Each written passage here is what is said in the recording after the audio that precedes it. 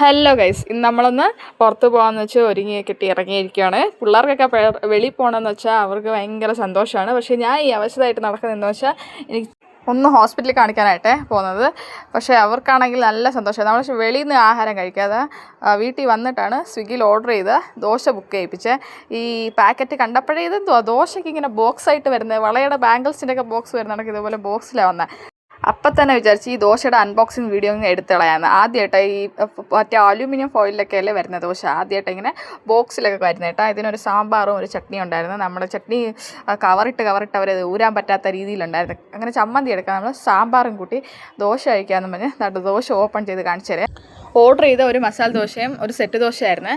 പക്ഷേ ഞാൻ ചമ്മിപ്പോയി. സെറ്റ് ദോശ മസാല ദോശ ടൈപ്പായിരുന്നു, അകത്ത് മസാലയൊക്കെ ഉണ്ടായിരുന്നു.